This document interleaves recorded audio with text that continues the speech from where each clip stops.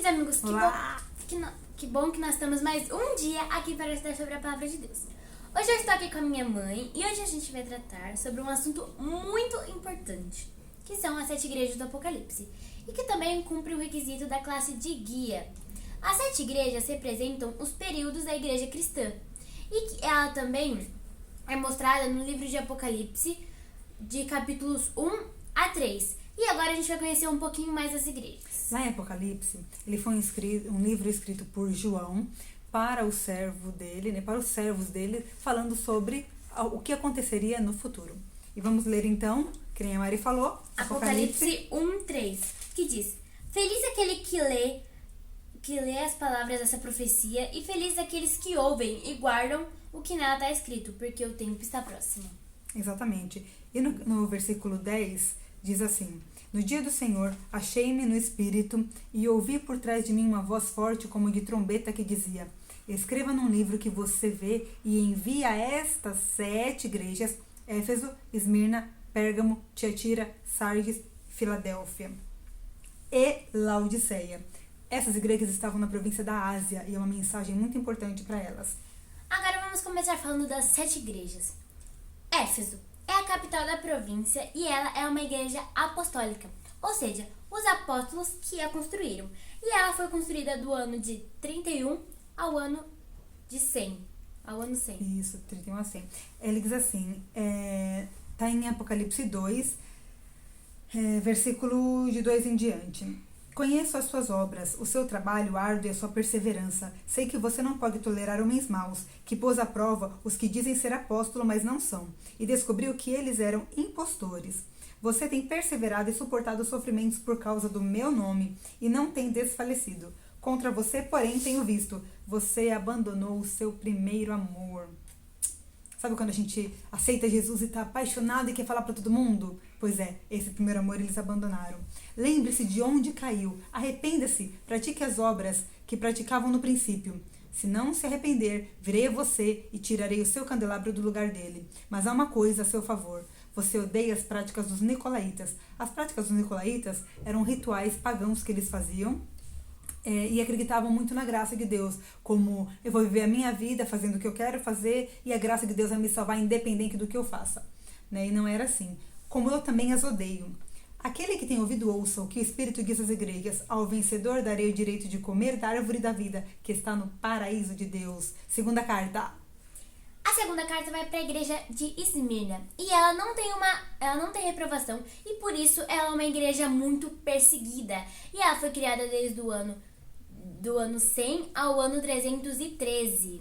Exatamente. A primeira igreja de Éfeso, ela foi criada lá com os apóstolos e depois, na igreja de Esmirna, ela era muito perseguida. Então vamos lá. No 2:9 diz assim: Conheço as suas aflições, a sua pobreza, mas você é rico. Conheço a blasfêmia dos que se dizem judeus, mas não são, sendo antes sinagoga de Satanás. Não tenho medo do que você está prestes a sofrer. O diabo lançará algum de vocês na prisão para prová-los, e vocês sofrerão perseguição durante 10 dias. Lembrando que dia equivale a ano em Apocalipse, porque é profecia, tá? E esse também é meu verso preferido, né? Daqui a pouquinho, que é do ano de 303 a 313. Agora a parte do verso da Mari preferido: seja fiel até a morte, e eu lhe darei a coroa da vida. Aquele que tem ouvidos, ouça o que o Espírito diz às igrejas. O vencedor, de modo algum, sofrerá a segunda morte. Terceira igreja.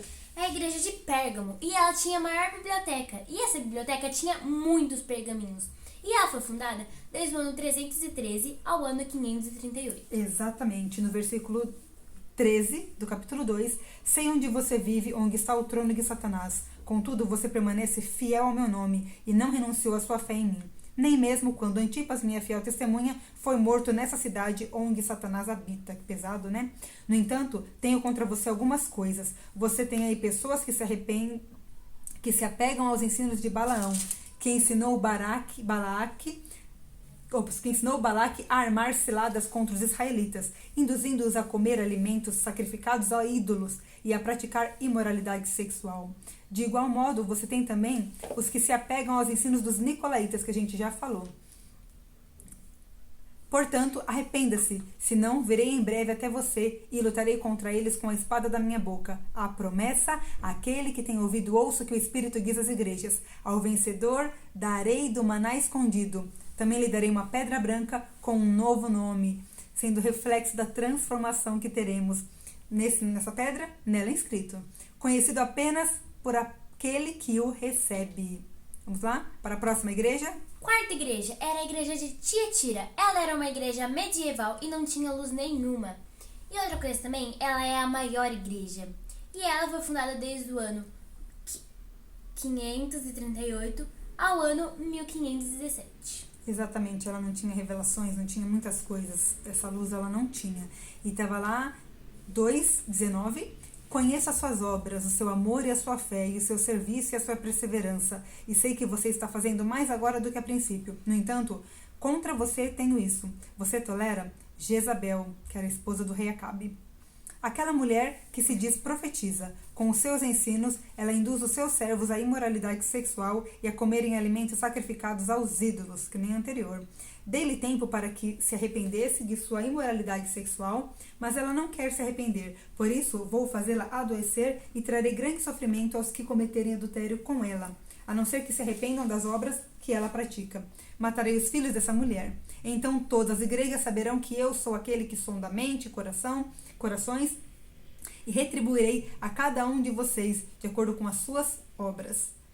Aos demais que estão em Tiatira, a vocês que não seguem a doutrina dela e não aprenderam, como eles dizem, os profundos segredos de Satanás, digo: não porei outra carga sobre vocês, tão somente apegue-se com firmeza ao que vocês têm, até que eu venha. A promessa: aquele que vencer e fazer a minha vontade, até o fim darei autoridade sobre as nações.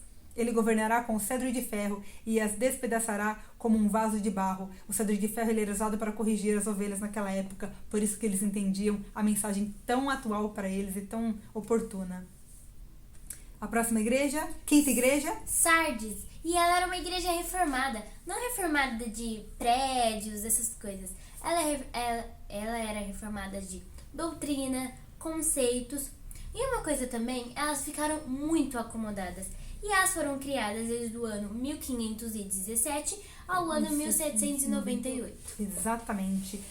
Está no capítulo 3, versículo 2 em diante. Esteja atento, fortaleça o que resta e o que estava para morrer, pois não achei suas obras perfeitas aos olhos do meu Deus. Lembre-se, portanto, do que você recebeu e ouviu. Obedeça e arrependa-se. Mas se você não estiver atento, virei como um ladrão, e você não saberá a que hora virei outra vez. No entanto, você tem aí, em Sardes, uns poucos que não contaminaram as suas vestes. Eles andarão comigo, vestidos de branco, pois são dignos. A promessa: o vencedor será igualmente vestido de branco. Jamais apagarei o seu nome do livro da vida, mas o reconhecerei diante do meu Pai e dos seus anjos. Aquele que tem ouvido, ouça o que o Espírito diz às igrejas. Penúltima. A sexta igreja é a igreja de Filadélfia. E ela é a segunda menor igreja. E assim como Esmirna, não tem repreensão. E ela foi fundada desde o ano de 1798 até o ano de 1844. Exatamente. Segunda menor igreja, então vamos falar sobre ela. Conheço as suas obras, eis que coloquei diante de você uma porta aberta que ninguém pode fechar. Sei que você tem pouca força, mas guardou a minha palavra e não negou o meu nome. Veja o que farei com aqueles que são sinagoga de Satanás e que se dizem judeus e não são, mas são mentirosos. Farei que se prostrem aos seus pés e reconheçam que eu o amei. Visto que você guardou minha palavra de exortação, a perseverança, eu também o guardarei na hora da provação que está para vir sobre todo mundo, para pôr à prova os que habitam na terra. A promessa: vem em breve, retenha o que você tem para que ninguém tome a tua coroa. Farei ao vencedor uma coluna no santuário do meu Deus, e dali ele jamais sairá. Escreverei nele o nome do meu Deus e o nome da cidade do meu Deus, a Nova Jerusalém, que desce dos céus da parte de Deus, e também escreverei nele o meu novo nome. A última carta. Sétima carta. A sétima carta vai para a igreja de Laodiceia, que era uma igreja remanescente, só de reprovações, a pior igreja. E ela foi criada do ano de 1844 e vai continuar até a volta de Jesus. Exatamente.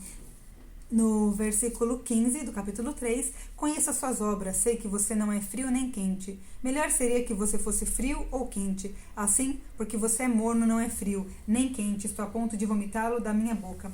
Laodiceia era uma cidade de água morna. Então é por isso que ele fala aqui, porque você é morno, nem frio nem quente. Ele fala, lá era água morna e salgada. E eles tinham também vulcões com enxofres. E sabe o que acontecia? Eles pegavam essa obra-prima para fazer os colírios. Por isso que nesse contexto Jesus fala isso. Porque assim, nas igrejas todas, para eles entenderem a mensagem, Jesus usava algo que identificava aquela situação, aquele lugar, para eles falarem, poxa vida, é igual isso daí. Nossa, assim como você não é frio nem quente, eu sou morno, aqui a cidade tem águas mornas e salgadas. Então isso falava muito, muito mais pessoal com eles. Né? Estou a ponto de vomitá-lo da minha boca. Você diz, está rico? Adquire riquezas e não precisa de nada. Não reconhece, porém, que é miserável, digno de compaixão, pobre, cego e que está nu? Laodiceia também era referência na moda. E todo mundo seguia o que eles falavam. Faziam e falavam. Exatamente. E era uma cidade rica também, por isso que Jesus fala isso. Dou-lhe este conselho: compre de mim ouro refinado no fogo e você se tornará rico. Compre roupas brancas e vista-se para cobrir a sua vergonha, a nudez, e compre colírio para ungir os seus olhos e para poder enxergar. A mensagem era urgente. Repreendo e disciplino aquele que eu amo. Por isso, seja diligente e arrependa-se. Eis que estou à porta e bato. Sabe por que ele fala isso? A mensagem que Deus mandou para João e ele relatou aqui, porque antigamente lá no povo oriental, na cidade oriental, eles não batiam na porta, eles eram anunciados. Só que quando alguém tinha alguma coisa urgente para falar, para comunicar, eles batiam na porta. E aí ele fala, eis que estou, isso no Oriente Médio, eis que estou à porta e bato. Se alguém ouvir a minha voz e abrir a porta, entrarei e cearei com ele e ele comigo. Promessa. Ao vencedor, darei o direito de sentar-se comigo no seu trono, assim como eu também venci e sentei-me com meu Pai no seu trono. Essa é a mensagem que Jesus passou por meio de João sobre as 7 igrejas. E aí, a gente vai fazer um resumão? Dessa lição que a gente aprendeu hoje. Do ano 31 ao ano 100, então, a Esmirna, que Esmirna? Era uma igreja que tinha capital portuária. Exatamente. E eram as igrejas dos apóstolos. Segunda igreja? Esmirna, ela foi criada do ano 100 a 313. E ela era uma igreja perseguida, por causa que ela não tinha nenhuma reprovação. De 513 a 538 era outra igreja de Pérgamo. E tinha bibliotecas e vários pergaminhos naquela igreja. Próxima igreja era a igreja de Tiatira, que foi criada do ano 538 a 1517. E ela é a maior igreja. A igreja de Sardes era de 1517 a 1798. E nessa igreja, ela era uma igreja que era reformada, não seus pregos, mas seus costumes e ela era acomodada também. Filadélfia, ela foi criada no ano de 1798 e foi até o ano de 1844. E ela é a segunda maior igreja. E assim como a igreja de Esmirna, ela não tinha reprovações. Ainda bem, então era uma igreja que vivia direitinho, né? Mas mesmo assim tinha alguns pontos para serem acertados, né? Nessa questão de promessa também. E a última igreja, a 7ª igreja de Laodiceia.